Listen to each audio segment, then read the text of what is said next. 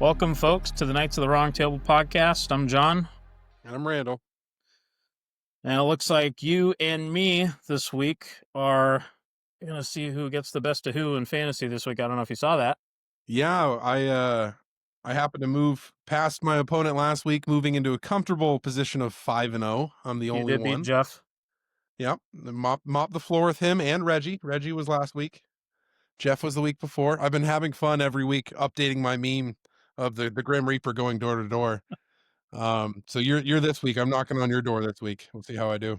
Better than the Donald Trump Grim Reaper video that we saw over the last week, which was pretty Yeah, disturbing. with what's his name? That Project 45 guy. I can't remember exactly, but yeah, he posted it and it was quite disturbing, going after Democrats as the Grim Reaper. Looks like you got Russ Vote, that's his name. Russ Vote, yeah. Also in the Office of cabinet. Budget Management. Yeah, we're gonna get there. You got Lamar Jackson though, questionable. So I don't know if he was actually injured, man. I think that the Ravens are just so bad that it does better for his position for the team if he doesn't associate himself with how bad they are. So if he could fake an injury and go down in a game when they're already going to lose, take a week off until people get healthy again. So he wasn't out there last week. I think that was what that was. That didn't really look like not to judge anyone's injuries, you know what I mean? But that right. hamstring strain mid-game and they don't give him a banana and put him back out there. Meanwhile, you got Mac Jones eating 14 bananas on the sidelines for the Niners. Did you see that? No, I did not. He ate 14 bananas during one football game. Jesus. I would feel sick. So I was going to wait, what happened? I was actually going to proposition your wife because she has the for a trade. Doesn't she have the Ravens backup Cash? Cooper Rush? I mean. Did she drop him? I think I had him briefly, then I dropped him because I had to pick up a bench player, and I think she scooped him up. But I think Lamar's supposed to play this week, if I'm not mistaken. He's still got the Q by his name, so yeah. Oh, look at that! I got backups. I'm good. Look at that! Hold on. I'm gonna take this opportunity to pick him up just in case. There you go. Because I was gonna do whatever you can when you're facing me. I understand. What's that? You got to do whatever you can when you're facing me. I understand. And I was gonna send her Jameis Winston because she has the other Giants QB, the starter. There's just never any. There you go. Cooper Rush added. Drop Jameis Winston. There's just never any trades in our league. Unfortunately, people are too scared to make moves. I've offered 2 trades that after I offered it, I was like, oh man, I hope he doesn't accept that. That's really going to be too good for him. He's going to get the good end on that. And then after they didn't accept it, accusing me of taking advantage of him. And I'm like, what are you talking about? I was thankful they didn't accept it after I sent the trades. They were that good. You know what show they need to bring back, dude? One of my favorite shows ever, The League. The first 3 seasons of that, before that show got famous, before they started having actual football players on that show, were you not great. A fan? I was a fan of the early league. Yeah. The early league was really good. Yeah, absolutely. But once they started, like Chad Ochocinco was in it and Marshawn Lynch was in it, it got too mainstream. They had Ochocinco at the draft, right? Yeah, and Marshawn Lynch was at the draft, and they were talking about handing off the ball instead of throwing him a beer. Yeah. Yeah. What was I going to say here? I should have just handed the ball to Marshawn. Let's put it that way. That statement just put me in a state of it still hits me to this day. It's like just fucking. I remember getting into deep conspiracy theories about that whole decision to throw the ball there instead of handing it to Marshawn in that Super Bowl against the Patriots, where Malcolm Butler got the interception. Oh yeah, I remember had some money on the line there. That was the year that Marshawn Lynch had his contract holdout, where he refused to join training camp preseason, and that was the last year in his contract, and so he was looking for an extension. They didn't want to give it to him. If Marshawn Lynch gets that ball and runs that in, he's the NFL MVP, or he's the Super Bowl MVP. If you don't re-sign the Super Bowl MVP, price stock just went up. You know what I mean? So it was a business decision to not let him have that. It was only second down. They could have run it down if there was an incomplete ball, but they wanted Russell Wilson to be the MVP. So they gave him the shot to get the MVP right there. And it blew up in their face. And it was amazing to watch. That's what happens when you make business decisions during a game, trying to plan out, During a contract game, yes. negotiations and stuff. Yep. So, talking about awful Seattle sports franchises histories, turning it around, right, with the Mariners here. So Yeah. I'm Hey, how just about that? Cal Raleigh, 61 homers. He got one last night. Yep. That's 8-1 victory, I think they won by. I turned it off after they went up by like 6. I was like, this is over. Yeah, I believe that's what ended up being. However, though, looking at the other side of the bracket, I am very much worried about what's transpiring up in Canada with Yeah, the the Blue Blue Jays are Jays. playing real good. They're playing real good, Blue and Jays are playing if good. they win, they have 2 homestands in the playoffs. I think Judge got a homer the other night too. He's also playing pretty hot in the postseason still. That ongoing battle between Judge and Cal Raleigh for AL MVP. Correct. I think we talked a little bit about this with the Blue Jays, uh, essentially having a second home base there in Seattle when they all come down from all the Vancouver fans coming down, right? So you get all the Toronto fans who are there for the home game, but then when they travel to Seattle, if you've ever been to one of those games in Seattle versus the Blue Jays, it's like you're as a Mariner fan, it's like you're the away team. So Yeah, and Canada shows up. They only have they one show team up. now, so Canada has to show up. You took away the Expos. Yep. And with all of this going on with like Trump and immigration and ICE and the hostility towards Canadians, I feel like the whole country would love to shit on any American team right now. So I am definitely Hey, worried. remember how contentious our national anthems were getting just a couple of months ago in soccer games and hockey games. Yeah. It's contentious with us Canadians nowadays. The trade aspect of it. I say us Canadians because I work as we've gone over in the past for a Canadian company, so I'm constantly calling Canadians and hearing about it from them. I have a good friend of mine actually who likes to complain about their government up there, and I'm always like, what side are you on? And their political wins in that area, Canada specifically, shifts so much with who they follow and who's on the good side and who's on the bad side, who's now on the bad side because they said or did something. It makes you kind of refreshed to know that it's not just our government that sucks. Right. Yeah. Yep. Definitely every place has its struggles and not every place is or nowhere is perfect. Right. So Yeah, two-thirds of the Canadian population lives, in the east side of the country, and they do their voting announcement roll like by time zone as it goes west.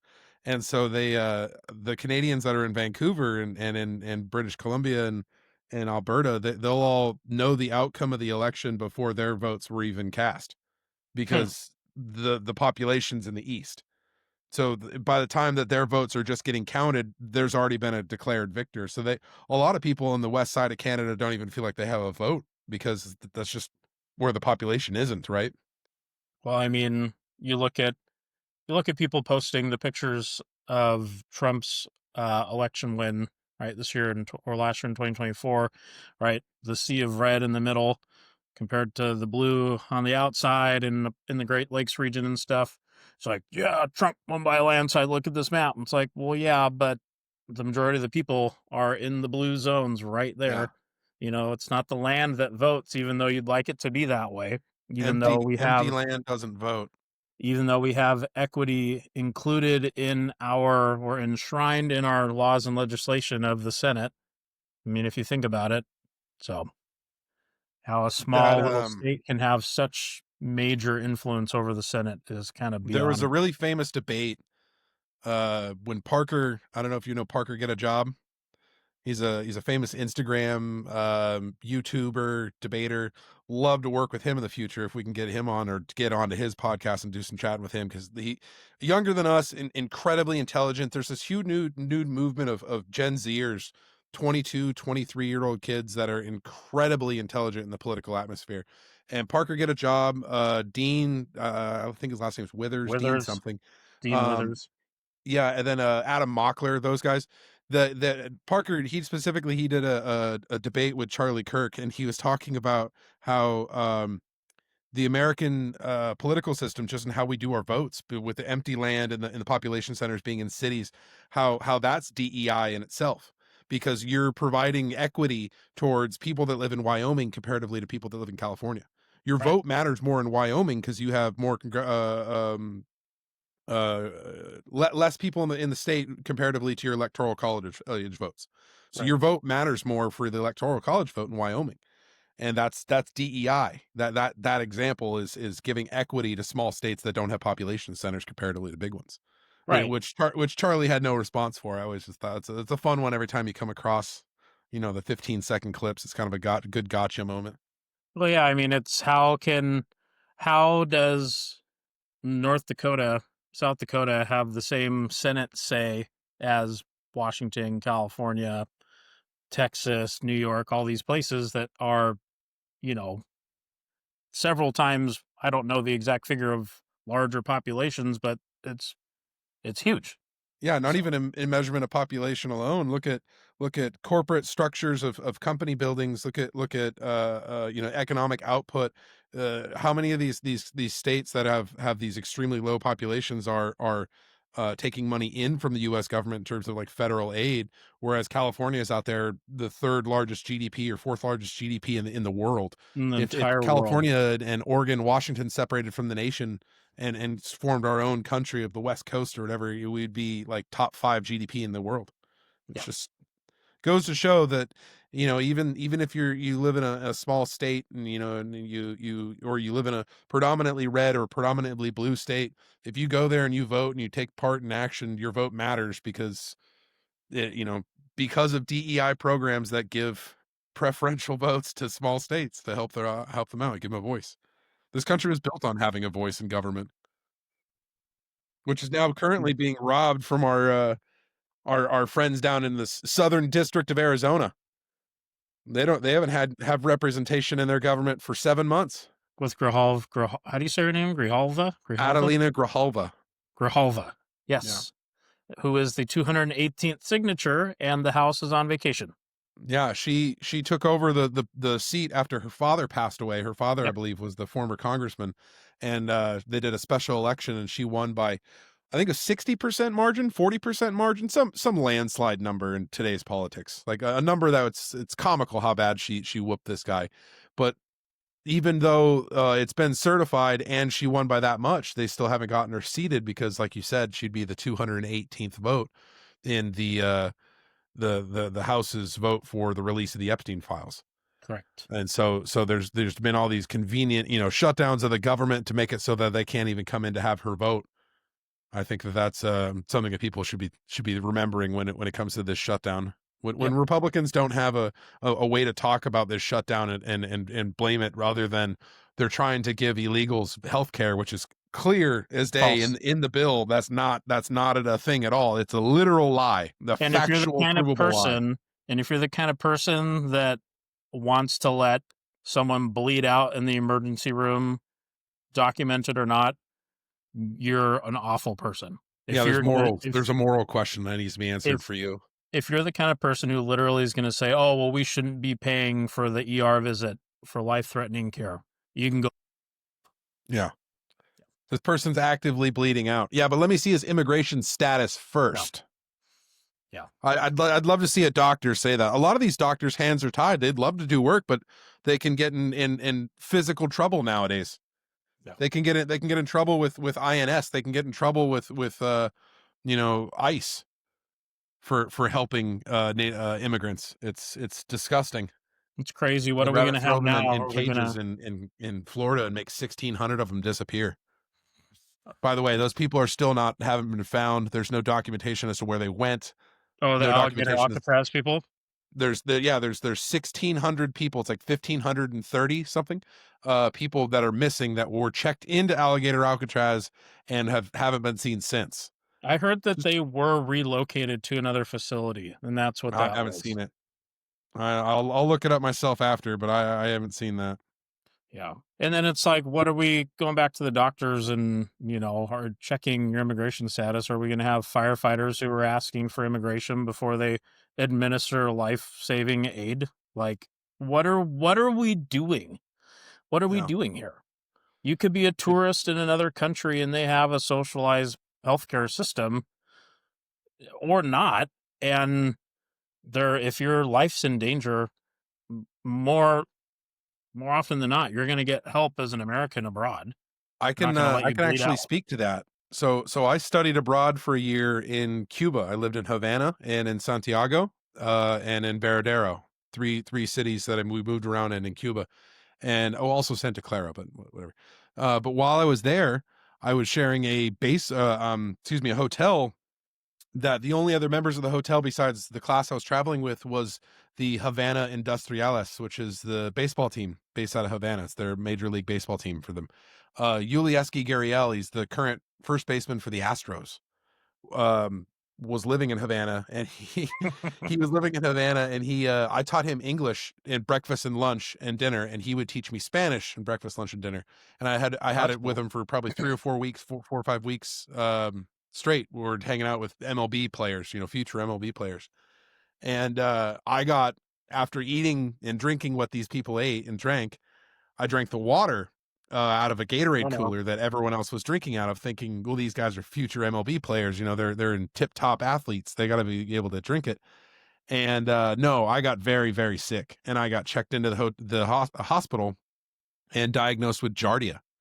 And I ended Mm. up losing like 35 pounds in a matter of a couple days. Couldn't keep anything in. Was very very sick. Got to experience the Cuban healthcare system from the inside, There you go. and You're didn't saying spend their a dime. doctors are wizards, right? Yeah, they sure are. And they the guy walked in, took one look at me, and was like, "That kid's got Giardia." And there, I was like, "Well, what do we do?" And they just gave me a bunch of hydration, hooked me up to a bunch of IV and stuff. But I couldn't keep anything down. Got really sick, but didn't have to pay for a dime. Yeah. I came out afterwards. I was in best shape of my life, having shed 35 pounds. Yeah. I have a But similar story when I was down in Nicaragua on a medical mission trip. I got so sick. I was the sickest I've ever been. And I remember being in this, it was a cool house that we were staying in, actually. It was like a full, uh, it had like the outdoor courtyard and all of the rooms were open to the courtyard, which is super cool. And the kitchen I was love those like, style of houses. the Love kitchen that. was, the kitchen was not fully, it had like a roof over it, but the kitchen was open to the outside because like the lowest the temperature ever drops is like what, 75 down Yeah, there. and It it's real humid rains. anyway, so they want air movement. Yeah. It rains all the time, obviously, but it was just a cool anyways, so I remember being in this bedroom when we're on this mission trip, and I was sweating as much as I've ever sweat before in my life. It's like I was in a sauna.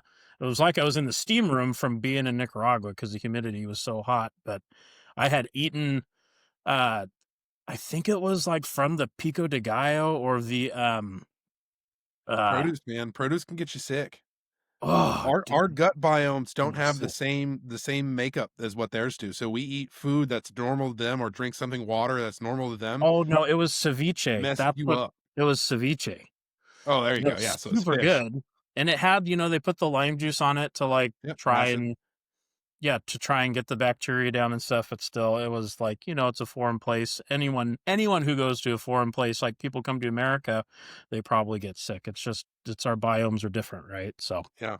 but yeah, I have a similar traveling abroad and getting super sick story. Came I've back only and I had was those literally 20 pounds lighter. So, I've only had those moments when I was in South America and Central America and the Caribbean, but I haven't gotten sick in Europe at all. I haven't gotten sick in Eastern Europe at all, but I haven't been to Asia yet. And I've heard some horror stories oh yeah. about traveling and getting sick in Asia. Hopefully we can get a trip to Japan on the docks before we, know it, and we'll be over there and putting it to the test. Something that I'm kind of worried about with all of this vaccine stuff going on, like in Florida and how their laws are going to shake down and stuff, is for, say, if you live here in Washington and you want to go travel abroad, you visit the international like travel clinic. They have these places Mhm, called travel clinics where you go and get your vaccines before you go abroad, and they're mhm. 100% covered by insurance, right? But the way that Florida's moving, and they don't want to make vaccines mandatory, is that our insurance company is going to be required to pay if they're not mandatory, right? So not only for your domestic vaccines, but for, say, you're someone who goes abroad, you're a student traveling, whatever, those vaccines could potentially be hundreds, if not thousands of dollars Oh yeah. if they're not mandated to be covered by insurance. So that's kind of an underlying factor with some of this vaccine politics that's going on And around then the you're country then right you're going now. to get someone who travels regardless of whether or not they got them. I mean, you and I, as we've talked before, we both went to Pacific Lutheran University in Tacoma, Washington, which is one of the top 10, 15 schools in the country for traveling abroad.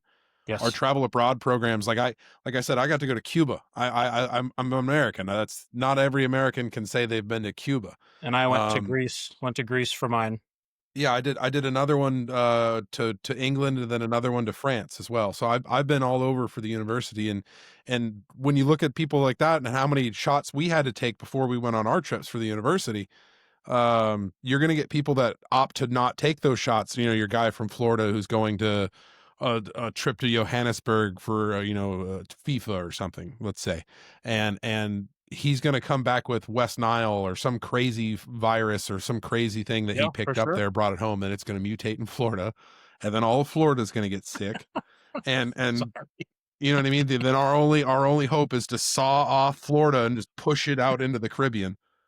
They already Just have a measles hope that it outbreak solves down there. itself. Yeah, It's our speaking best of the hope. Caribbean, right? What's Yeah. that? I said, speaking of the Caribbean, right? Throw them out there. Yeah, exactly. Just push it off into the Caribbean. Let them deal with it. Yeah. PLU study abroad really was something that I feel like even even going through it, I was in awe, like when I was on those trips and stuff, right? Like you have that experience of awe. Like this is a really cool experience. I'm really privileged to be able to do this.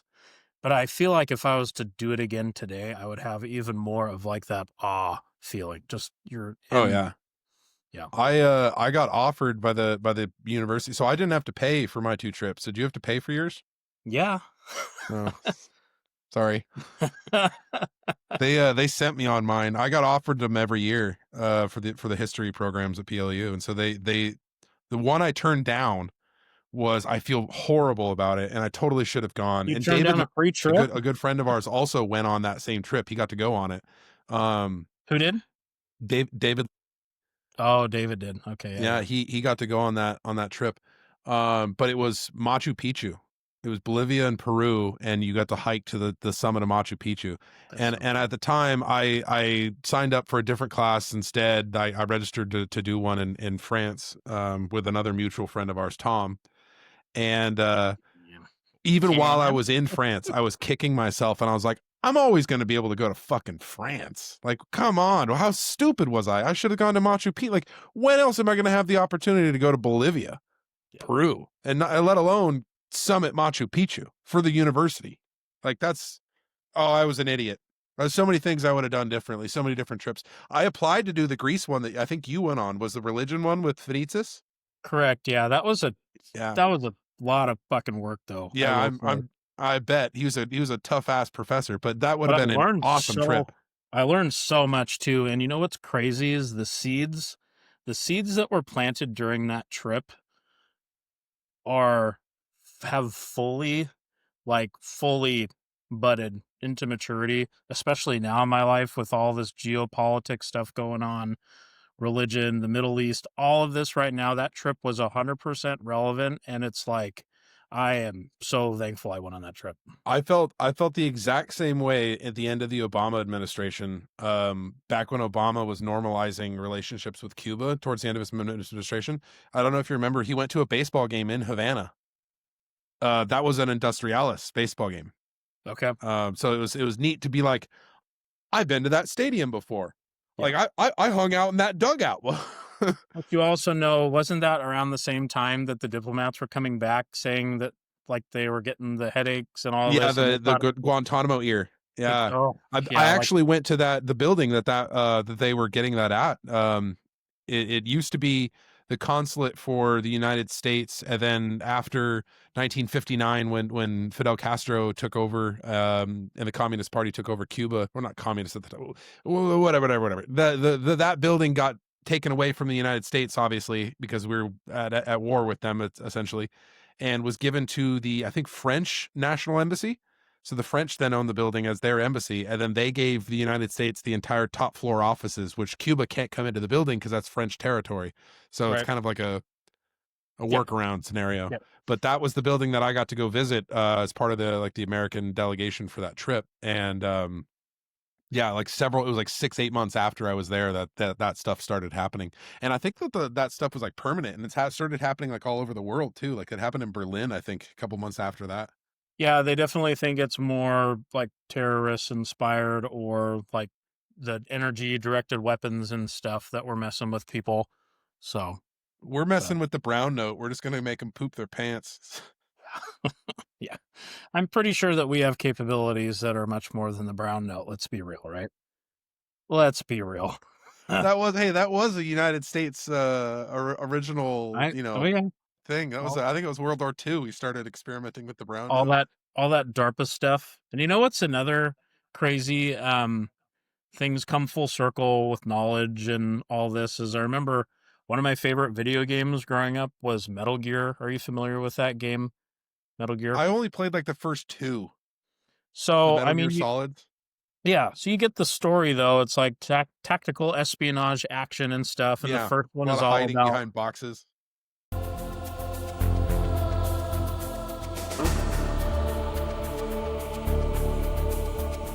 Just a box.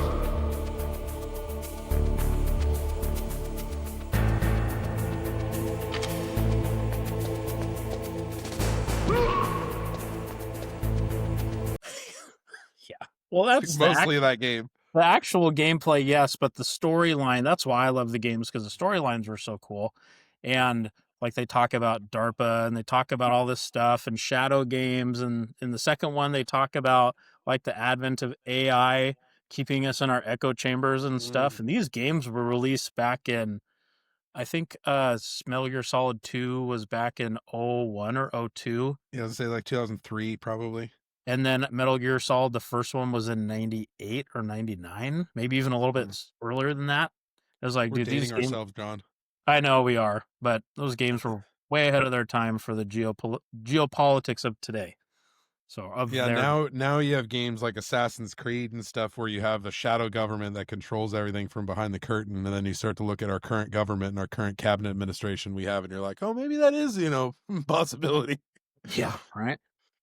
Well, it's where a lot of these games are developed outside of the country. Maybe it's trying to enlighten people a little bit to what we got going on here stateside. So, Did you happen to see who just purchased Entertainment Arts? Speaking of geopolitical and uh, yeah, Jared Kushner and the Saudis. yeah, how do you feel about that? How do I feel about that? Yeah, Well, it's the same way that I feel about like TikTok being essentially hostile takeover with being allowed to be purchased by the US too, right? Like, I don't know, man. This is the I timeline think we're it's in is fucking I, wild, dude. I think that we're currently living in like an arms race. If like in like a Cold War era United States Soviet Union arms race with other countries in the world where there's this acquisition of consumer data that's happening. And Yeah. so if you can buy something that gets you control over the cloud, as it were, not really a physical, I control this, but it's rather, people don't know that most video games now are made by the Saudis. Madden is now made by the Saudis. Mhm. Or uh, uh do you see who just bought NordVPN, or one of a Express potential Express VPN, not Nord. ExpressVPN, a Don't potential do future sponsor of the platform? No, not Express. We're gonna get Nord to be the sponsor, not Express, because Yeah, yeah, we want Nord. We want Nord. yes, We don't want because Express. we know Express But is yeah, compromised now. the Israeli government, Yes, with Express. that's now the eighth VPN company that they own, that the Israeli government owns. And it's like, what is the government like that? Not just any government, but like, what does the Israeli government need with 8 VPN companies. So What I do they talked get with about that this. information? I talked about this in my tech classes to middle schoolers. This was one of the topics we talked about. Pros and cons of VPNs, because they're not a it's not just going to fix all your problems, and it's not just mean you can do anything you want, because you give your data over to a company, and they say that they wipe it, and they say that they do what they do with it, but you're still essentially handing over with a silver platter everything you do online to one company, rather than it being kind of readily open only if people are looking kind of deal. So you Yeah. got to be really careful with your VPN. And that I would talk about that with them. It's like, okay, so if you don't have anything to hide, right? Or if you're not doing political podcasts, then maybe you don't need a VPN, because you don't want to just hand over on a silver platter everything you do to one specific company, and then they get to determine what they do with it from there. Yeah, it's become a consumer market. You look at these things that are like people advertise on the VPN commercials, and it's like, "Hey, you can watch Canadian Netflix." It's like, yeah, at the price of letting Israel control all of my data. It's It kinda would, not worth it. it would be interesting to see if through ExpressVPN, if they blocked people being able to view the documentary No Other Land. You know? I don't see it outside the realm of possibilities. You're giving them control over what you have on your internet. Right. You're using their internet essentially, because you you can choose a different country like, "Oh, I'll be broadcasting to make it seem like I'm in Egypt." But you're still using an Israeli-owned company for that process. So that information still goes through Israel. Speaking of, do you know that documentary, No Other Land, the Palestinian documentary? Have you heard of No, I that? haven't seen it. There's a reason you haven't seen it, is because it doesn't have an American distributor. Yeah. I wonder And why that is, John. I wonder why that is, Randall. And it's crazy. It's like, so VeggieTales is okay, but we cannot watch No Other Land. Yeah, it's the I I don't wanna sound too, anti-Zionist, I should say. Um, no, I chose that phrase specifically because No, you're because saying I it don't want to be to this, but it's crazy because you even have to preface it with that. just yeah, that's exactly that 100% it is. And it but it's just interesting to say, there's a certain level of indoctrination in our country that begins with Israel and accepting Israel and fighting for Israel and defending Israel. And it's very interesting when you become of age and you look at, the medias that children consume, and I you're think it like, what? starts even earlier than that, buddy. It starts at birth. Yeah, It starts yeah. at birth. Like If you you were saying, absolutely it does. starts at Absolutely it birth does. with circumcision. Yeah. So You yeah, you feel like you were robbed. I do. Yeah, I do They feel took like I was they took robbed for 2 sure. extra inches off of you, I hear. Yeah, but I mean, you talk about like that whole culture and tradition. Yeah. It's not a Western European thing. It's that religion's thing, and we've adopted it. Why? So Yeah, it's and even more cause it's for us trying to get on the side of Zionism. well, it's interesting to say too, because like you look at America. America has always been famously a big melting pot of cultures and ethnicities and races and religions, and you can probably trace a lot of it back to where your family emigrated to. So like my family, for example, a lot of us came out of the Midwest. I have a lot of my family is still there in Michigan and in Minnesota and Wisconsin. So there's primarily a lot of Norwegian and Germans that are from there. Right. Well, you look at my history, Norwegian and German, Swedish, and stuff like Scandinavian. And so it's interesting when you look at the United States like that, because then you look at my history of my family, and you ask, well, why am I circumcised, or why did I grow up knowing the story of David taught to me by vegetables? It's interesting to look at. It's just one of those funny Yeah. things. Well, it is too, and I mean, we've been talking a lot with people in my network who are definitely very Christian, and I know even at my church growing up, definitely was, they had a lot of pro-Israel Zionist messages and rhetoric, and It's funny because My Christian church would do trips to Israel yeah, to do like a satellite visit or whatever with like our sister church that was there, yep, which was Israeli. yeah. So, and we're not over here saying this. Okay, it's even crazy that we have to make this distinction, right? We're not anti-Semitic. We're not against the Jewish religion at all. It's that what we're seeing now in today's political theater is there's been a big veil that's been pulled off of a lot of the stuff in the United States. And we live in a country where our leaders have two flags flying behind them and they have dual allegiance. I And think it's Ted wild. Cruz I think Ted Cruz said it in an interview once, that his goal when getting elected as the senator of Texas was to be the most pro-Israeli senator in United States history. And when you ask your well, yeah, when you ask yourself, you were elected to represent the constituency of his area of Texas, shouldn't their uh, thoughts and wants be your highest priority? But rather, his highest priority is being the most pro-Israeli senator in history, Did you see which is that kind of video of him? interesting. Did you see the video of him talking to his constituents at his town hall? No, just recently. I will say this. You speak for yourself. If you will not stand with Israel and the Jews, No. then I will not stand with you. Thank you, and God bless you.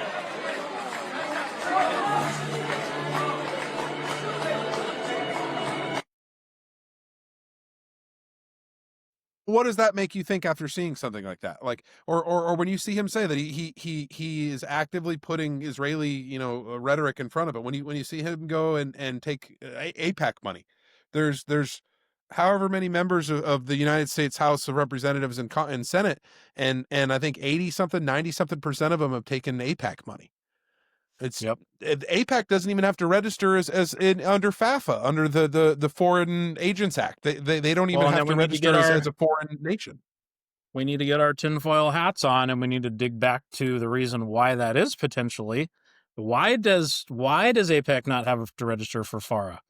Do you want to care to elaborate there, Randall? I value my life. Probably shouldn't. Yeah, that and J Street is now APAC rebranded. Yeah, I was going to say also a large majority of the members of APAC are also United States citizens. So you don't have a lot of, it's not a foreign registered nation representation. It's American members of Israel. It's an American Israeli pack. Right, Um, but I fail to think of any other country that has that relationship with the United States that you don't have to register under FARA. You could well, be doing there's something no for other Canada and you still need to register. there's no other country that you can become a citizen of if you're just a member of the religion is either. Correct. Just because if you're Catholic doesn't mean you can join the Vatican. No. But if you're a practicing Jew, you can join the Israeli nation. No. I imagine there's some immigration they have to do nowadays, but Sure. it's. I mean, for fuck's sake, Benjamin Netanyahu's from Philadelphia, dude. Yeah, That guy's from Netanyahu's Philly. not even his real last name. I No, it isn't. mean, He picked it to sound more Israeli. to sound more, yeah, Middle Eastern, more Semitic, more Arabic, right? That guy is from Philadelphia. That guy grew up eating cheesesteaks and rooting for the Phillies. Yeah. And that's the thing too. It's like I think people don't have the context of the the greater state that is Israel, because if you take out the religious zealot part of it, if you take out the holy war aspect of it, it's a country that was given to a religious group back in the 40s. Yes. All right. So Zionism itself started a lot earlier than that. It was like in mid 1800s. It was like 1840s, That's 1850s. There was a huge push for Zionism to grow again. and there And were Jewish settlers in the region before the 40s. yeah, there was a huge push too in the United States. There was the American Zionist movement through like the 1880s and early 1900s.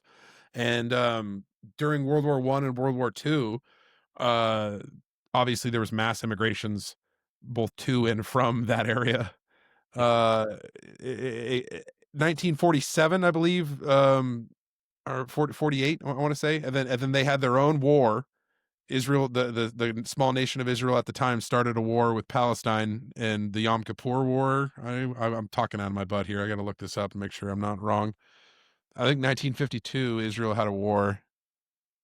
While you're looking that up too, we got to go back. You were saying there's an American Zionist push, and that coincides with the Schofield Reference Bible back, let's see here, in 1909. And essentially that was one of the big American pushes for, for a Zion in the Middle East. And it had the annotations and the notes at the bottom of the Bible that were, like when Ted Cruz is talking about, if you bless Israel, then you will be blessed, giving the annotations that essentially are pushing for what we see now in our politicians today. So the Palestinian Fayyad insurgency, 1952 to 1958. Palestine attacks and reprisal operations carried out by the Israel Defense Forces. Sound familiar? During the 1950s through 60s, these actions were responsive and consistent Fayyadin incursions. Fayyadin, sorry if I'm pronouncing that wrong. During which Arab guerrillas infiltrated from Syria, Egypt, and Jordan into Israel to carry out attacks against the new nation. Reprisals, blood costs, enemies on each side. Israel ended up winning. And that's when they specifically decided to start their war after coming out of the Arab War in 1948.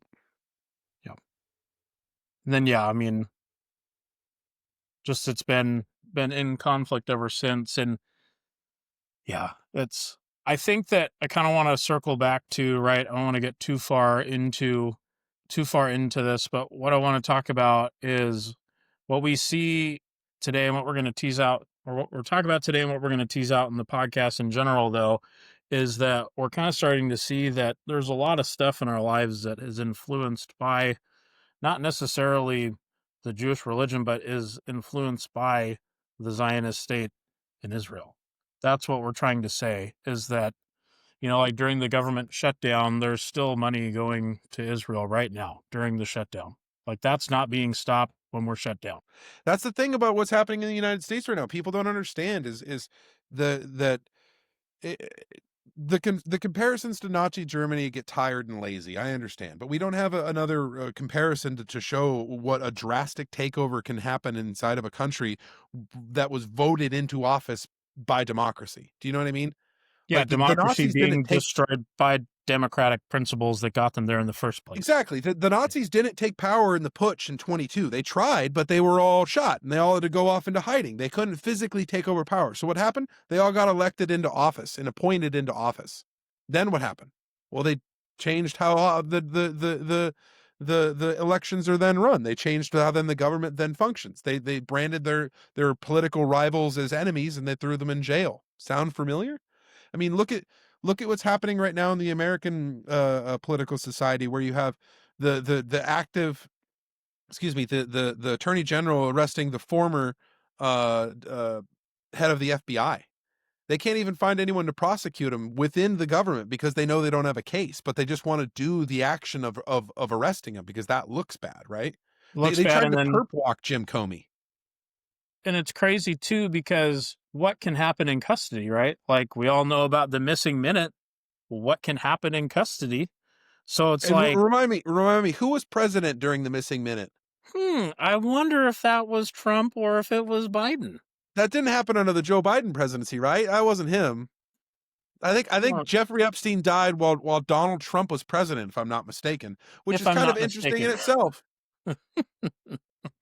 A lot of people, I remember when he died. I remember that exact day. I remember coming home from work. I remember driving home and listening to a bunch of people talk about this on the internet.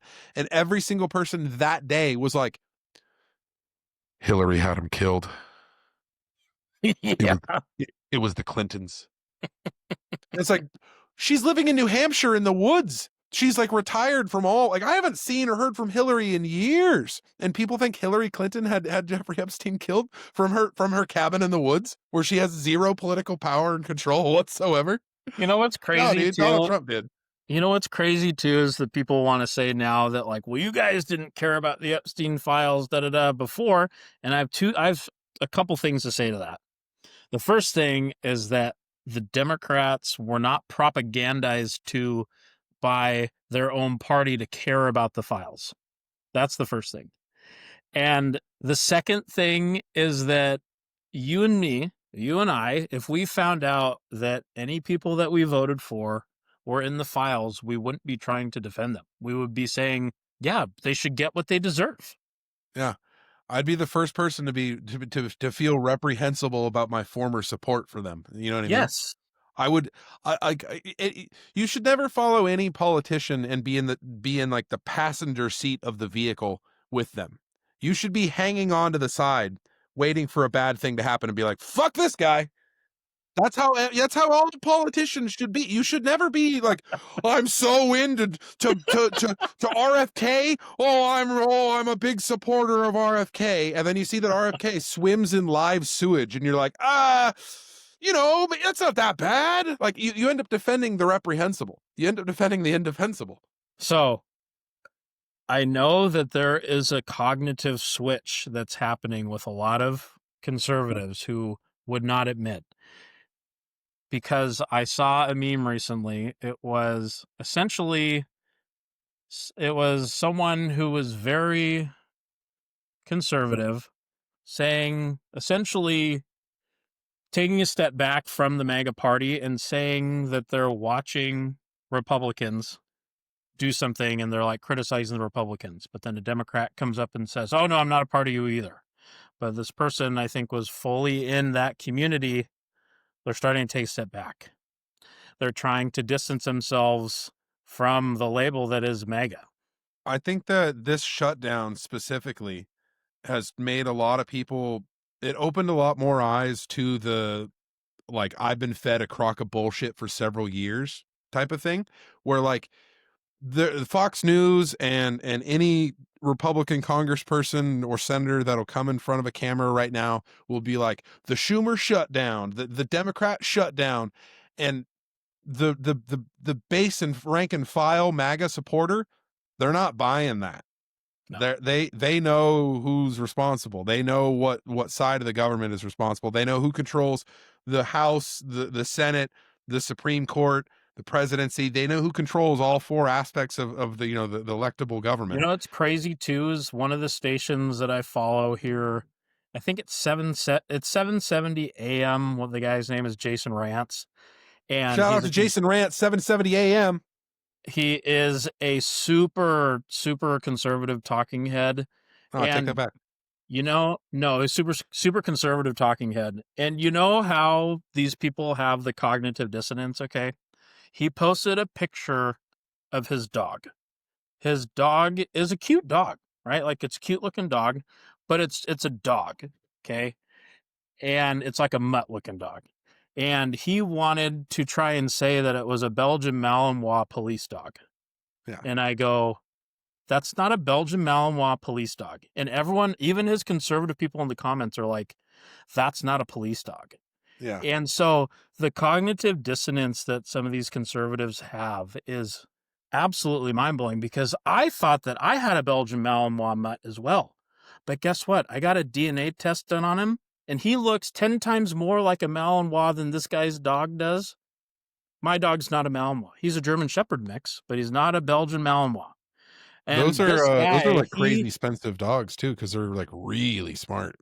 Well, they're really smart, and they're not family dogs. They're working dogs. They are police dogs. They're for one thing. But anyways, this Jason Rantz guy is still maintaining that it's the Democrat It's like, dude, isn't this exhausting, right? And I say that as someone who was in the conservative camp for so long, and I'm like, dude, it has to be exhausting what you're doing right now to keep on saying that it's violent stuff happening in Portland, it's like, dude, how hard and the way that they are just so okay with brainwashing the people who listen to them too is absolutely disgusting.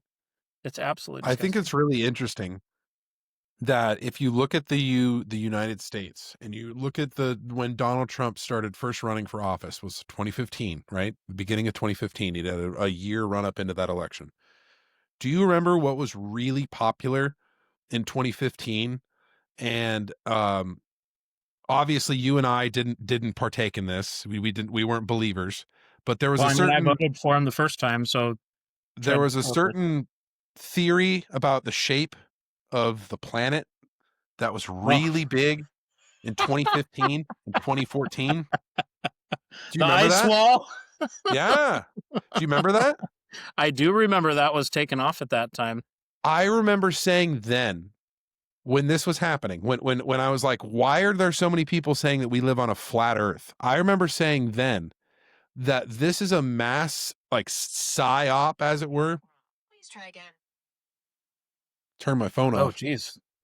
Yeah. I remember saying then that this was a mass, attempt at a psyop to see how suggestive people would be to false information if they knew they were on a tribalistic, like, me versus you Correct. side, right? Correct. Because obviously it's all bullshit. It's 100% scientific bullshit. If you want to come on the podcast, please come on the podcast. I'll explain to your face why it's bullshit. But I think a lot of that was an attempt just to see how susceptible the United States populations and other populations would be to mass disinformation, and how much trauma and fallout and political repercussions there would be for that. Now take the funny bit of flat earth and change that for stolen election. This Yeah. conversation I'm making now, this point I'm making now, becomes a lot more serious, doesn't it? Well, and then Because that's the thing, right? Is that why? My question is, why is he not like Jair Bolsonaro, who's serving 27 years? Why? And the supporters, the rioters, the insurrectionists are now pardoned too, even more emboldened. It's I can't remember the exact concept idea, but it's what powers the dissonance with the Second Amendment and mass shootings to still want to hold on to guns, is that if you're a survivor and you're close to it, it actually emboldens the cause sometimes more than not, like more than if you were not in a mass shooting, because it didn't happen to you.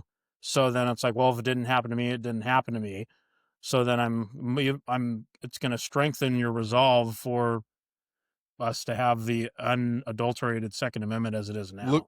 look at the Marjorie Stoneman Douglas shooting, high school shooting, where there was 10, 15 people killed.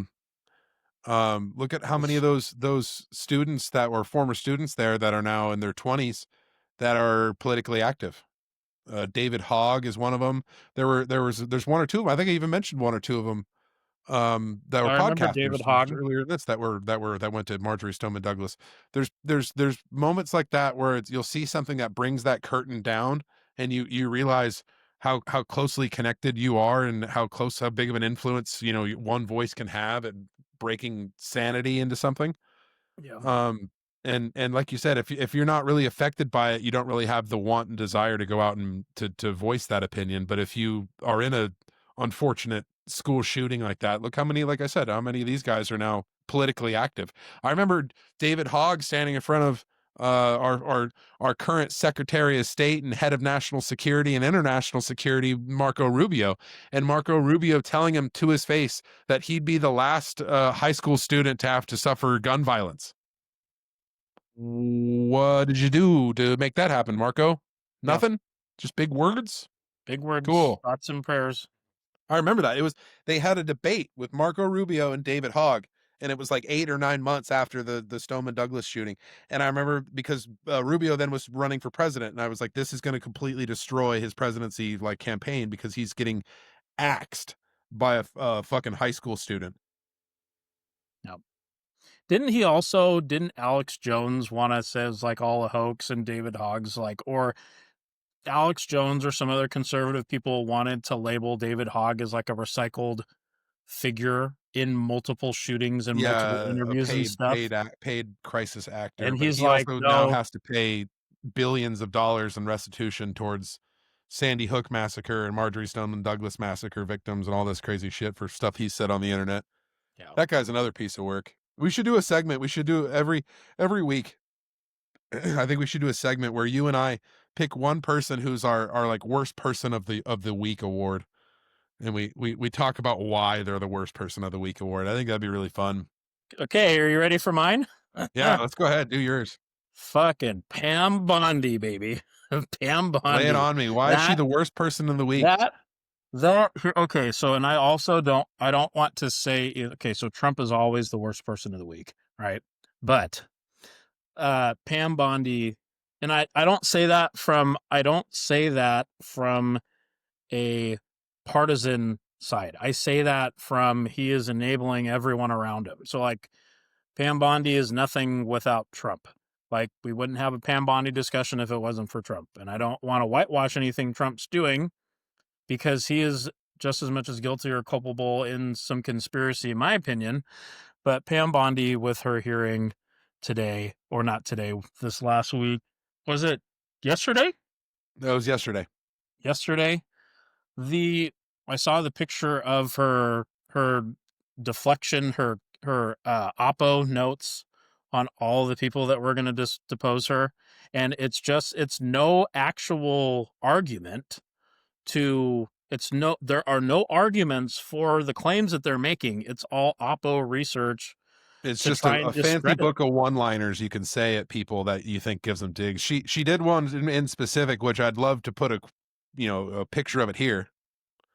But she did one in specific to Sheldon Whitehouse, the Democratic Congress member in Sheldon Whitehouse, and he asked her if there was any evidence or correlation from Jeffrey Epstein and Donald Trump, or connection of the two, or if there's these nude pictures that Michael Wolff, the famous author for presidential campaign or presidential terms, he got to see. Jeffrey Epstein showed Michael Wolff these pictures of underage girls sitting on Donald Trump's lap with tops off, or Donald Trump with a cum stain on his pants and a bunch of underage girls pointing at it and laughing. These are pictures that exist, physical pictures that exist. White House asked Pam Bondi, did the FBI get those pictures out of his safe when they raided Jeffrey Epstein's home? And she refused to answer the question. And then she goes on to say, after she looks in her notes, which was the best part, if you go back and watch, every time she does a quip to someone, she's looking at that book you just mentioned, and she just looks down, and then she looks up and quips at him, and then looks right back down because she doesn't want to have eye contact with the people. And she says, as her remark back to these, do these pictures exist, and does the FBI have them? Who has them? Whose hands are they in? Her response back was, Senator, I'm not sure if you're concerned because you took money, I believe, did you, from Reid Hoffman, one of Epstein's closest confidants, not only once but twice in 2018 and 2024, if that's correct. But Senator, maybe the FBI needs to investigate you, Mr. Whitehouse, and your connections with one of your donors, who is a good personal friend of Jeffrey Epstein. And I'd like to play the 6 degrees of Kevin Bacon with you now, John. Is it a bigger blemish on your record to be friends with a person who is friends with Jeffrey Epstein, or is it a bigger blemish on your record to be personal friends? Quote, 2006, my best friend with Jeffrey Epstein. Because Donald Trump is 1 degree of separation from Jeffrey Epstein. This donor of White House is 2 degrees away from Jeffrey Epstein. So even in her own point where she goes, we should investigate you for your connections with this donor who has connections with Jeffrey Epstein, it can kind of be turned around and be like, shouldn't you investigate the fucking president of the United States who's been in 15 or 20 pictures, who through private Victoria's Secret modeling supermodel displays for just the audience of Donald Trump and Jeffrey Epstein? Shouldn't you investigate that guy? The other thing too is that how Trump gets a free pass from so many evangelicals and so many churches is really the reason why I don't go to church anymore. The reason that we would never take our daughter to church. Are you kidding me? The amount of misogyny, the amount of, oh, well, you don't know the full context, or, oh, well, but she was almost 18, and, it's like, dude, they're kids. You're fucking disgusting. Which I think we would be remiss to not bring up Donald Trump's former personal pastor, who was just arrested on sex with a minor charges. Birds of a feather. Um, Yeah, his former spiritual advisor. Yeah, I mean, absolutely. This is stunning. Robert Morris, the founder of one of our country's largest churches and a former spiritual advisor to President Trump, has been sentenced to 10 years. The first 6 months he will serve behind bars here in Osage County. The remaining 9.5 years will likely be served as probation. He will have to register as a sex offender as part of this. We have been covering this criminal case since March, when Morris was indicted on 5 counts of lewd or indecent acts with a child for molesting a young girl here in Oklahoma 4 decades ago. He faced up to 20 years in prison for each of those 5 charges. But today's plea came as part of a deal that will limit his time behind bars and allows him to serve the probation that will follow in Dallas. Now, anyways, the crazy thing too is that I've had over 100 instances of abuse by Morris over a 4.5 year span. I've had people kind of talk to me about education and, like, you know, safety of kids and this and that. And it's crazy because the difference between, like, what I feel like Trump's getting a pass on from religious leaders and evangelicals is different from, like, let's say what would it to ever happen in education, right? Like, if it was ever to come out that there was a teacher doing stuff to kids, like, the teacher would instantly be a pariah, right? That teacher is instantly a pariah, and, like, you distance yourself from that and you get down to the truth and you want to know the truth, and if they're guilty, then they're guilty, right? But it's like, we have at the head of our government, we have people who are giving this guy a pass. They're giving him a free pass, and they're doing it from the pulpit, and it's disgusting. It's absolutely disgusting. My worst person of the week, a little bit smaller scale than yours, than the the AG. But do you know about Ryan Walters? Have you heard his story yet? Oh, can you give me a clue, and I'll see if I know? Give me a clue. He's from the great state of Oklahoma. Oh, is he the superintendent? Yeah, so Ryan Walters is the former state superintendent. Ryan Walters has a new investigation related to his departure. The state's ethics commission is looking into him for potential conflict of interest. We reached out to the commission asking to see the complaint, but we're told it isn't publicly released right now. Back in April, you'll remember the state attorney general released an opinion saying that state officers are subject to the jurisdiction of the state ethics committee after leaving office. We'll continue following this and bring you any updates. Former superintendent of the school district of Oklahoma, which ranks 50th in all categories currently. That is the worst school state of the United States. And isn't he selling out to like for-profit stuff? So he's done a lot during his tenure. So he was elected in, I want to say 2022. To run for the Oklahoma superintendent. And he won overwhelmingly. During his tenure, he was full of a litany of issues. So he once asked the United States Board of Education, the Oklahoma Board of Department of Education, to delay a vote on the Tulsa Public School accreditation to give time to review its accreditation statuses. After the delay, he instituted a mandate out-of-state testing for all teachers coming into the state of Oklahoma to make sure their political ideologies match with the Department of Oklahoma's Education School District. So he was testing teachers in order to make sure that they had the right political motivations before they would meet the students. He had calls for impeachment over bringing Bibles into the public schools in Oklahoma. He was the one who had the 10 Commandments mandated. 10 Commandments need to be, quote, every teacher, every classroom in the state will have a Bible and the 10 Commandments on their wall.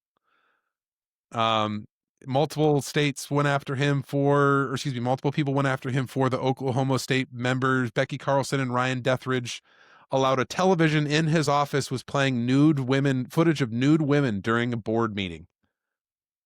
He had a whole bunch of litany of issues, but now he has resigned from his position. Oh, he also was really big against critical race theory, culture wars.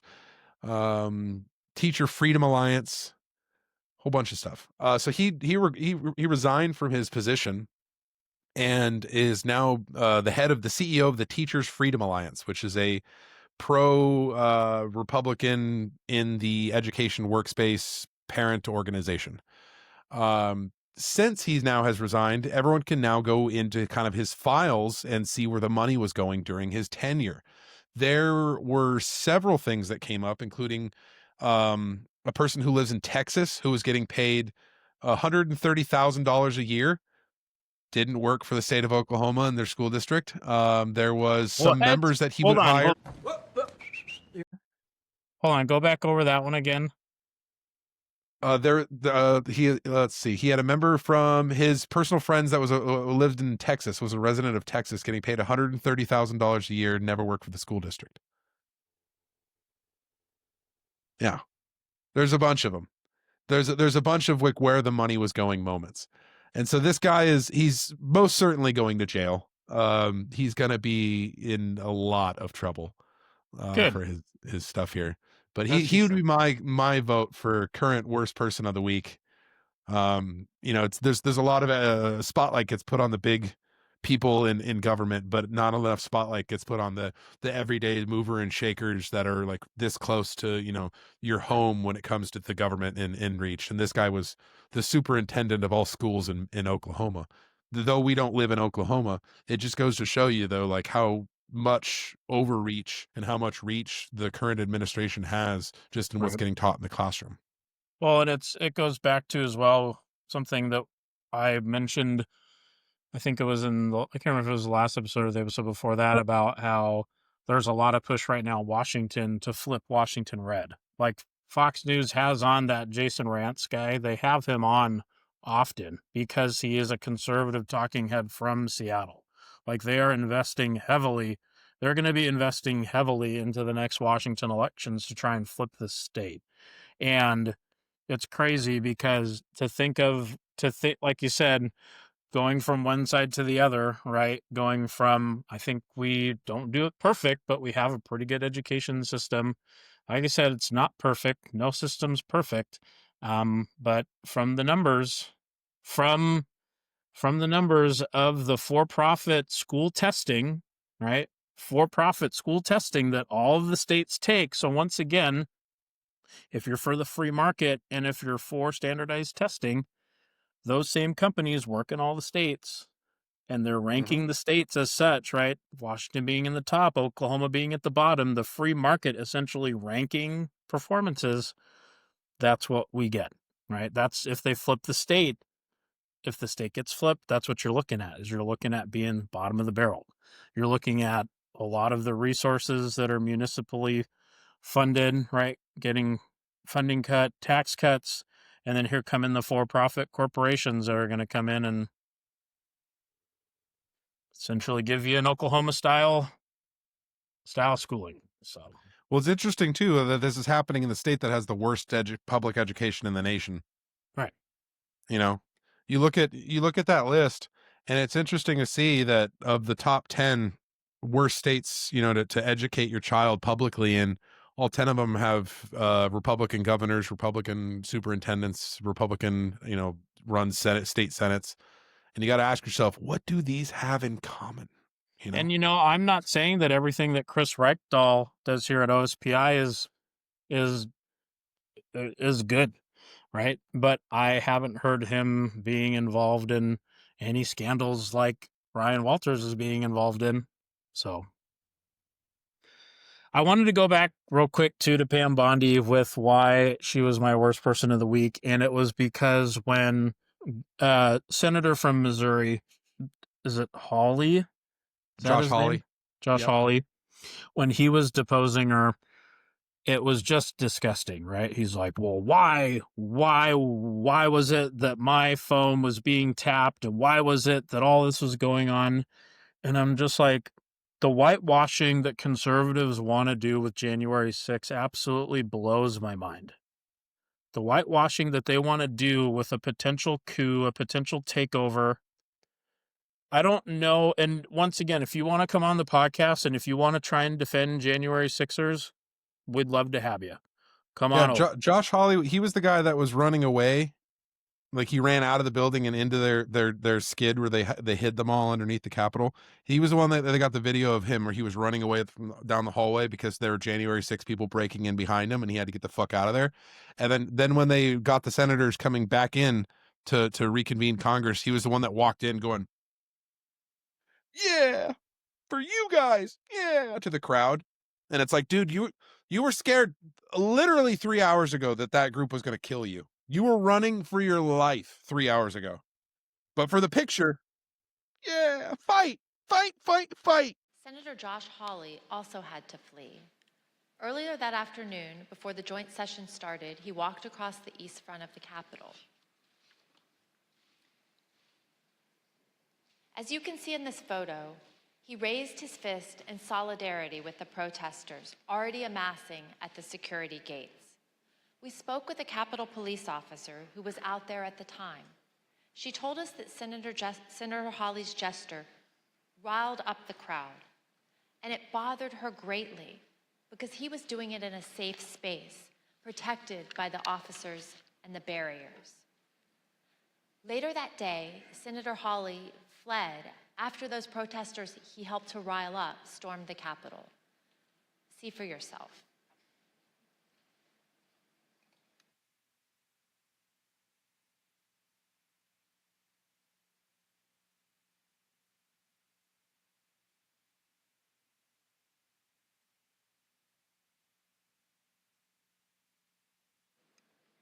So it's like they want us to be like, well, why was my phone being tapped in this and that? It's like, because dear leader planned an insurrection.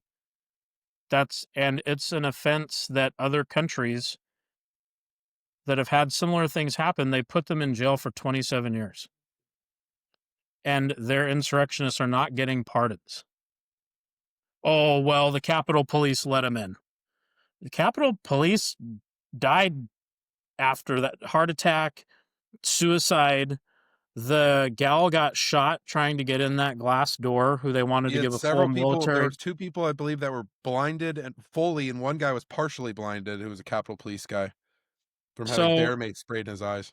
So I question that, and this is where when we say it's like you're in a cult or with nationalism, right? A patriot will stand up for the people of the country. And I'm going to say citizen or not, because there are many instances in our Constitution where all persons is enshrined and it does not mention citizens. Right? And a patriot stands up for the rights of those citizens. We're a nationalist, an extremist, right? And the cult members, the MAGA cult, is they will do anything they can to justify, right? To make excuses for the cause along the way, right? So, and I know a little bit, right? Like from personal experience, right? Having voted for Trump the first time, but still kind of being like, right? But I don't get like a free pass for that first time either, right? Like I voted for him and I was dumb enough to vote for him, right? I learned my lesson the next 2 times, but it's you're in a cult. Like what you will excuse as lawful behavior, what you will excuse as normal behavior is quite, it's alarming.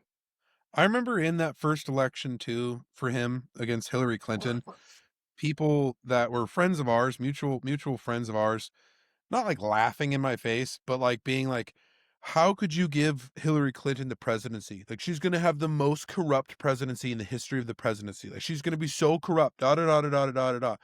And it's like, can you think of a better position for someone who's supposedly corrupt?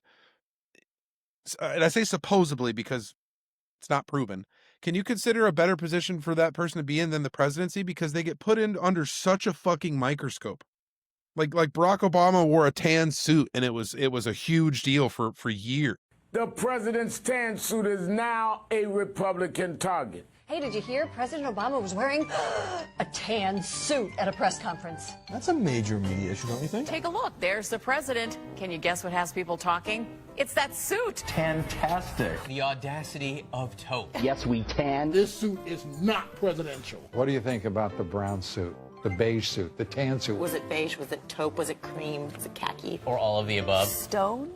It may be. One of the ugliest suits in the history of America. I think it was shocking to a lot of people. Look at that horrible light tan suit. An impeachable offense right there. I looked twice to make sure he wasn't a circus ringmaster. The only thing missing was the top hat. Whoever talked him into going into a tan suit, they're so desperate because of these low poll numbers, they're willing to do anything. A serious businessman wears dark blue or black to important meetings. I think it's a sign to enemies that he's a wimp. This confirms he's a Marxist. My point is, though, is like the people that you surround yourself with in your cabinet are going to stop you from committing the egregious acts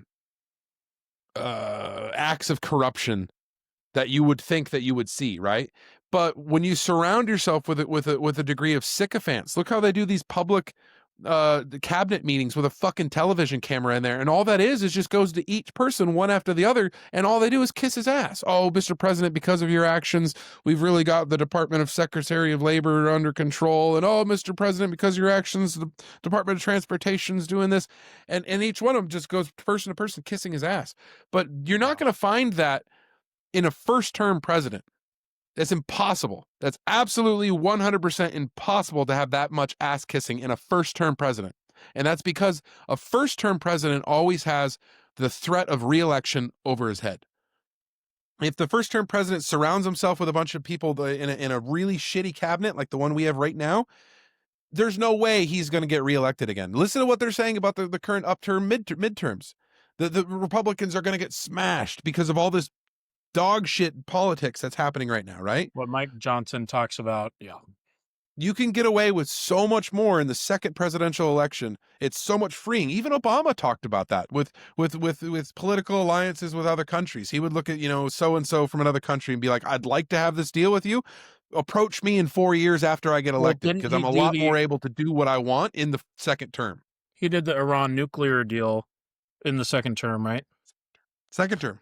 Yeah, we can have I would love to have a whole episode on Obama and Iran, and how a lot of people, again, who are brainwashed by Zionist propaganda don't even know why Iran is at odds with the U.S., how we toppled their democratically elected We installed leader, the Shah. Installed the Shah so The that first democratically BP elected could get oil. Oh man, his name just was in my head and I just lost it. The president that was elected before the Shah. He was the first democratically elected president in an Arab nation. It was like the birth of Arab democracy. And we were like, nope, can't have that. CIA's got to fix that one. Let's see, is it Abul Hassan Sadir? No, that's different than the one I was thinking. Hold on, but that's who it was. That's who it was. But he was the first democratically elected president of an Arab first nation. Well, and we know what's crazy too is look at this. Shah of Iran in. This is crazy because, like, you look at Wikipedia and the historical presidents of Iran aren't even listed. It only goes from the first constitution in 79 on. Well, there you go. That's makes me want to go watch Argo. Watch Ben Affleck get his way out of Tehran. Remember that movie? I do remember that movie. And you know what's funny is that I always think it's Fargo, but it's Argo. Because wasn't Fargo like a series? No, Fargo is a movie about a guy who fakes the kidnapping of his wife in order to extort her rich father. Oh, okay, gotcha. Yeah. And then it's a great movie. But yeah, Argo is the one about getting people out of Tehran during the hostage takeover. 66. You know why I feel a little bit what's kind of crazy about right now in this country too, especially with the death of Charlie Kirk, and I think we've talked privately about this, but we kind of felt like there was a fomenting of the collective effervescence of a lot of people pissed off right now, right? And it's crazy because you look at the timing of everything, right? I think that had Charlie Kirk not been killed, I kind of think that a lot of that rage, like that right-wing rage, would have been channeled back in on Trump.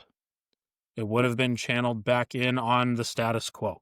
We've been waiting for the Epstein files for a long time, dude. We've been waiting for him for a long time. And I talked about it before, where don't villainize us for talking about the Epstein files, because when our party, like the Democratic Party at the time, did not feed us the conspiracy of the Epstein files to get us to vote a certain way. And we would 100% distance ourselves from any Democrat politicians that were to be implicated from the files. And 3, I don't own any Clinton or Obama shirts or hats or memorabilia regalia. I don't own one piece of... You've never even voted for a Clinton, John. I can say I have voted for a Clinton. And yes, so what I'm trying to get at here is, don't villainize us for jumping on the bandwagon when we see that we're at this precipice of what could truly be something fucking crazy. Like, we're not wearing tinfoil hats anymore. It's like so many people on the right and the left are starting to see, right? And that's what the scary thing is about these new social media transactions and mergers and takeovers and stuff, is that they know, like the powers that be know, that we are all so close to connecting all the dots, and they're doing everything they can to stop the right and the left from coming to the same conclusion. They're doing everything they can to stop that right now. So don't criticize us saying that we're not on your side or we're late to the party, whatever. Like, we're on the side of getting the truth, man. So let's get Grijalva in, get the 218 signatures. Let's get this show on the fucking road, man. I'm ready for some fireworks, bro. If you're upset at us, be like John was saying, because we're Democrats and or independents, however we vote, and we want to see the Epstein files, and you ask, where was this fervor, months ago? Hey, we're on your side now. Shouldn't that matter? Like, what does it matter if we join the train late? We're all getting at the station at the same time. Are you off the train? Is that you saying you're off the train? Exactly. If you know what I mean? Like, do you not want to know and get like who was doing these things and get I don't want to say revenge, but get punishment for the people that are molesting and sexually abusing children? And because you're a part of the cult, the leader of the cult knows how mad you would be. He knows how mad you would be to know how deep, like, the conspiracy goes, that he played on your emotions. He played on your love of children, right? He played on your defense of innocent children for him to come out and be the person that is committing the heinous acts that's connected to the person who is organizing these heinous acts. That's why they're trying to do everything they can, my opinion, Kirk included, to try and keep you at odds with us. Saying that Netanyahu knew, and the Israeli hard-right government has a mandate, I gotta be careful the way I say this, they're gonna try to ethnically cleanse Gaza. Yep. I mean, I don't use that term lightly, okay? They're talking about basically removing 2.5 million people from there, okay? And honestly, they have a mandate to go seek justice and revenge. They do. This idea that they need to have a truce or a peace treaty, that's morally crap after you see women and children be burned alive and dragged to the streets. But there are some serious questions here, Patrick. And let me tell you, my pattern recognition over the last 5 years has become pretty sharp. COVID, Maui fires, Epstein. When I see a story and it doesn't click, our guts are usually right. So I've been to Israel many times. The whole country's a fortress. When I first heard this story, I still had the same gut instinct that I did initially. I find this very hard to believe. I've been to that Gaza border. You cannot go 10 feet without running into a 19-year-old with an AR-15 or an automatic machine gun that's an IDF soldier, right? The whole country is surveilled. And so let me just kind of go through this. We don't talk about Israeli politics very often, and most Americans don't know this. The last 9 months, Israel is on the brink of civil war. It's not an exaggeration. This judicial stuff, there were hundreds of thousands of Israelis taking to the streets because Bibi Netanyahu was basically redefining the Israeli constitution. That's not an exaggeration, right? He said the judicial branch has too much power. There were protests planned this week against Netanyahu, where they anticipated tens of thousands of people to take to the streets. That's all gone, Patrick. Netanyahu now has an emergency government and a mandate to lead. I'm not willing to go so far that saying that Netanyahu knew or there was intelligence here, but I think some questions need to be asked. Was there a stand down order? It's one thing to try to ride a political wave of fervor and not like actually believe in it yourself.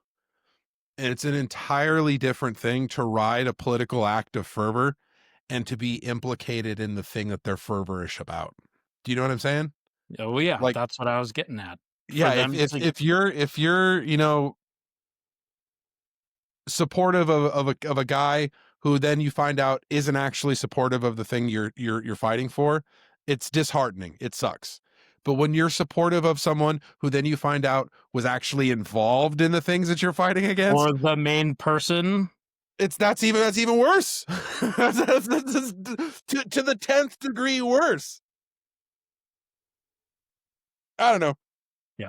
And right, we can say conspiracy that, conspiracy this, conspiracy that, but at the end of the day, I just want to tell people who know me that might be listening to this that don't be listening to people who are telling you who your enemy is. Okay? And I mean that by, if someone's saying that radical left is your enemy, or these people are your enemy, they have a reason to do that. Okay?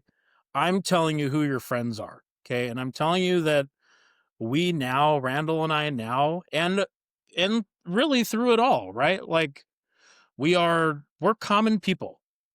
We are common people. We have this podcast to be able to talk to other common people about that don't believe what they're saying about, if they're telling you who your enemy is, that's not someone you should trust. I'm telling you who your friends are, and we are your friends. We're on your side. We're all in this together. The senator who's running, or excuse me, the candidate who's running for Senate in Maine for the Democrats, Graham Plattner. Have you seen this guy? I've sent you a couple of his videos. Yes. Yeah. He does a fantastic oyster job. farmer. He's an oyster farmer. He's a Marine. So what's your plan for the illegals that are in this state that get free benefits? They don't.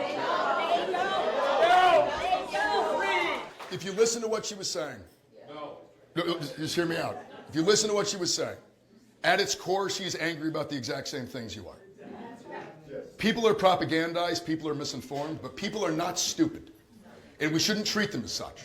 People are angry because they know they're being screwed. They might get lied to, they might get taken in. If somebody robs your neighbor's house, you don't go over there and laugh at them afterwards. They've been taken advantage of. And that's what this is. People are being robbed. They're being robbed of their critical thinking. They're being robbed of their empathy.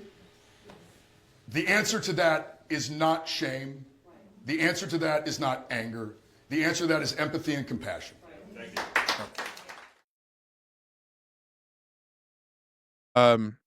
He does a fantastic job of talking across the aisle, as it were. Yes. And it's crazy that like the phrase "across the aisle" in this term of politics, in this presidential administration of politics, is like a civil war sense. Yeah. It's not an aisle anymore. It's become a battlefield. Because they do want us to, they would rather see us fighting amongst ourselves than us not even fighting, John. They don't want us uniting. Absolutely. That's for sure. They don't want the groundwork people to get out of each side's trenches and unite. That'd be horrible. But the start to that, what starts us uniting is just talking. Yes. They don't even want us to be able to have a conversation with each other. They want politics so polarized on each point that we check out, that we can't have conversations with each other with differing viewpoints. That's what me and you have the ability to do with this, is to have conversations with people that disagree with us, and just have those uncomfortable conversations that are like, okay, you believe in this. Can you show me why? Show me where you picked up that idea. Show me what turned you on to this.